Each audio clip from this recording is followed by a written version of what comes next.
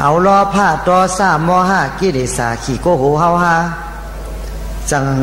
เฮเฮาฮาสาตกะไล่ถุงเที่ยวเป็นปฏิจจสมุปบาทปันตรงส่งเฮาขึ้นเฮาลงเฮาเกิดเฮาเป็นเฮาเจ็บเฮาตายที่เราจะที่ตายก็มีที่เราจะที่เกิดก็มีพระมันจะอูจะเมเฮามีมันจะปีมจะน้องเฮามีวะเดี๋ยวไปเข็มในจำหนังดินเมืองในก็ป้อมมีตีเกิดตีจำยาวเป็นตีเฮาเกิดเฮาตายแล้วนอนยาวข่าวต่างอนามัตกะสัมสลาในนับไรไข่มยายาวอันเฮาไรเลือดไรไม่ไรห้องไรให้กูเมียวกูสำกูเปิงนั่นกูเปว่าสัตว์ว่าตั้งเสียงเนี่ยมันมีอวิชชาตนะอุปาทานเนี่ยมันหนุกมันหนาละเมื่อพระเป็นเจ้าเฮาเลยอยู่สัตตาฐานะตีจิตตีนั่นปัทมังปฏิปัลลังกังตุติยังอันนี้มิสกังตติยังจังกัมมังเสทังจตุถังลัตนาคาลังปัญจมังอัฏฐานิโกตั้งเสียงนั้นอัฏฐานิโลมีโคทังอันว่านั้นตั้งเสียงมีอยู่เจ็ดตีสัตตาฐานะนั้นมาถึงตีหนึ่งพระเป็นเจ้าอยู่ตีต้นไม้อสัปปาลานิโคท่านั้นพระเป็นเจ้ามานั่งภาวนาจีเพียนเขานี่รอท่าสมาปัตมันเจ้าอยู่จอมวิมุตติสุขะค้ำสากัดเย็นนะเนี่ยจะมาคนใครโอ้ยเฮ้ยเจอตัวมันเจ้ามาวุ่นคนใครเมื่อมันเจ้ามาอยู่ตีเฮิรนแก้วรัตนคลังนั้นมันเจ้ามาคนวุ่นตัวยั่งตัวสั่งเขียงตัวอภิธรรมาตลาเจ็ดปานั้นเนี่ยมันเจ้าหู้หันถึงจดเจ๊เอาในรอยสก้าสัมพังนั่นมันเจ้าจังว่าอ๋อสัตวะทั้งเสียงมันหนุกมันหนาละตาลาสับปิญญูหู้หันเชียงป่องมากยันโพยันนี่ปั่นติกัดเตียนมันง่ายสัตวะทั้งเสียงเนี่ยอยู่กลางแก่ไพ่ไม่ไพ่เลิดอยู่กลางแก่ไพ่11มุกกิเลสาลูกไม่อยู่แต่เสียไหนตาอันเขาตีหูตีหันตาลานี่มันหยาบเตะยาวเนี่ยพระเป็นเจ้าเป็นเจ้าพระเป็นสัพพิยุตยานเสียมันเจ้าเขาได้อ่ำไข่ฮออ่ำไข่พิ้อมอ่ำไข่ตีสนาปันพยาวมันจะว่าจะไหนยามนั่นจังไม่เลิดเพียวสามปฏิคุณสังอยู่เนื้อพุ่นอ๋อเพราะก็เมื่อต้องปั่นพระเป็นเจ้าในมันได้เขาดูลงมือสามปฏิมาคุณสังนั่นจังเจ้าหอดเพียวมาจะมาคุบเข่าเราแรงเสียแล้วมาต้องปั่น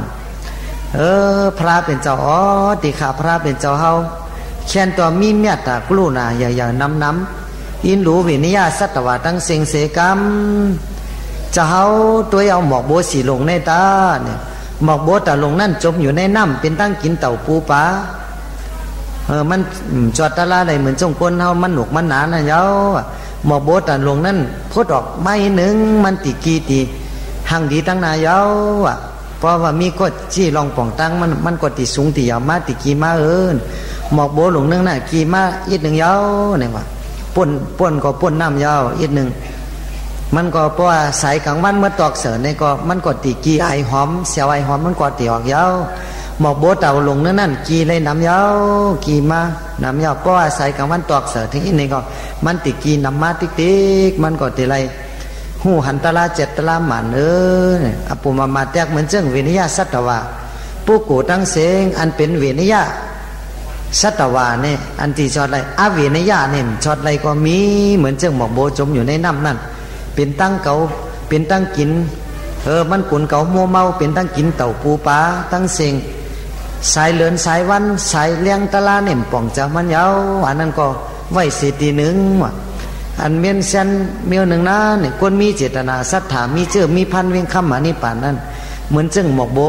ตึกกี้นั้นเนี่ยออกมาป่นน้ำไม้หนึ่งอันนี้ก็เหมือนคนเท่านั้นมีเจตนาศรัทธาผู้หันมีเชื่อมีพันนี่ป่านนั้นเพราะว่าผู้คือมามันก็ติดเลี้ยงมาเหมือนจึงหมอกโบหลงหนึ่งนั่นมันกี่ออกมายาวเนี่ยอันนั้นพอมีเจตนาศรัทธาผู้แจงหันเลี้ยงผู้หันถึงยุบนำคันธาสัจจตลายาวพอมีที่ลองป่องตั้งที่หนึ่งก็มันติหันตลาสัจจสีปาตุข้าสัจจสมุทัยสัจจนี่ล้อถ้าสัจจเมียกาสัจจแปดปายาวเนี่ยย่อกำนันพระเป็นเจ้าเฮาก็จังหับคันผิดปังต้องปั่นคุณสังเสียวมันเจ้าก็จังว่าคนใครตัวเกาติเมื่อฮอตลาปั่นตั้งเนาะจะมาคุบจะไรอะไรยะเสอุตกายะเสสองเจ้าสองป้าใน เมื่อย้ำนั้นเลยเป็นสลามันเจ้าได้สอนมันเจ้าในสุดปิ่งยาเย้ามันจะอันไหนมันเป็นลอกิยาสารก้อยมันจะตั้งกว่านิพพานมันเจ้าจังปล่อย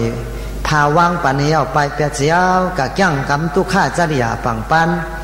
หังก้อยมันเจ้าได้หกว่าลุ่มอันเคียงหนาแต่อัตตกิลามัฐานุโยก้อนเคียงหนาแต่ก็เลยเป็นเจ้าพระญาณหนาแต่มีเจอจับเจอเปลี่ยนเลยกามาสุขันลียอก็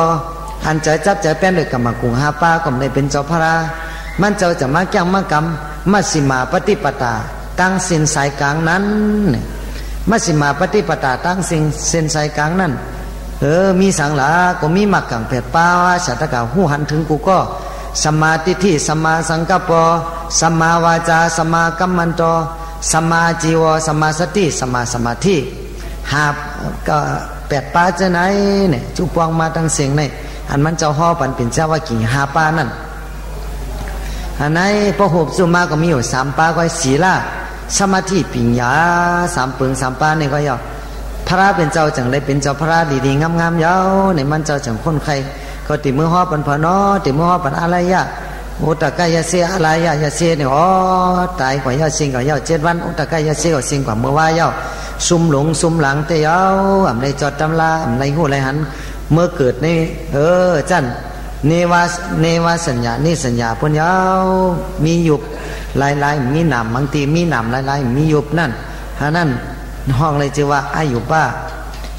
ขุนสางปนมันในจอดตะลายาวอาศักเขาคนนั้นหนาละเพราะว่าสิ่งจูสุดปานเขามาสิ่งกรรมเขามาเนี่ยก็ขึ้นมาเกิดเป็นก้นเป็นผีกับตัวมองอะไรก็มีว่าจ้ะนะมันเจ้าจากคนใครว่าก็ติฮอตะลาปันพาลาเนี่ยจะมาคนใครคุบใจอะไรยังเป็นเจ้าว่ากิ่งหาปานั่น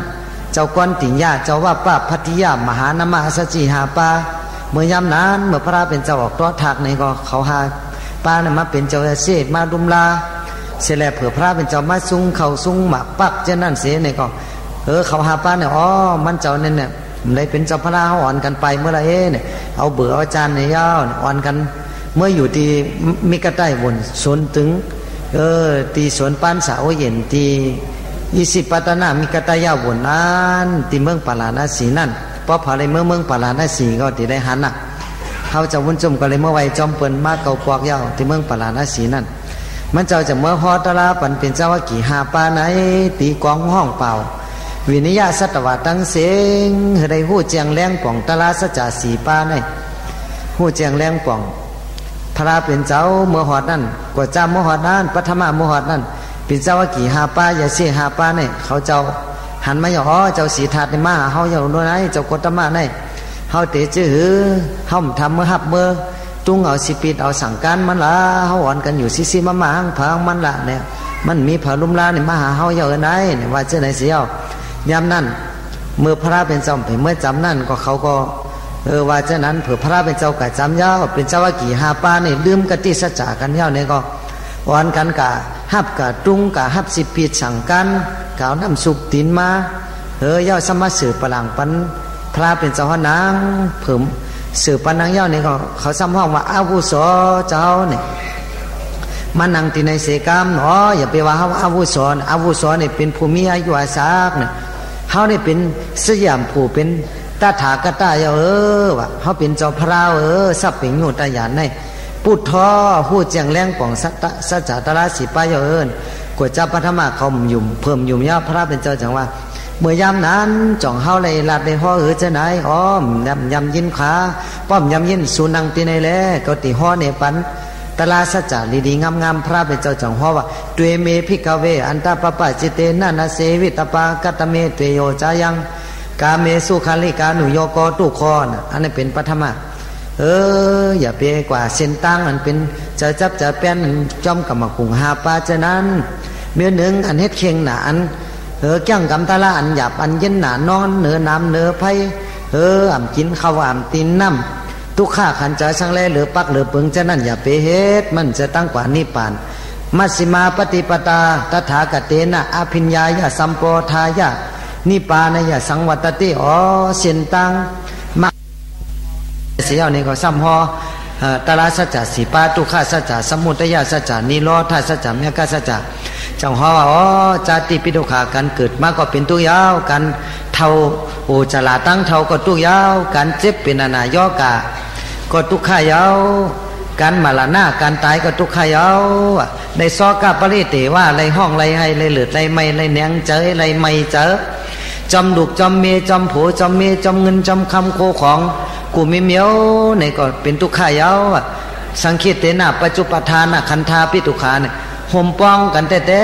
ปฏิวัติมันทุกข์เลยอุปทานเจอจับเจอจอยเลยขันธาในเย้ามันเจ็บแพ้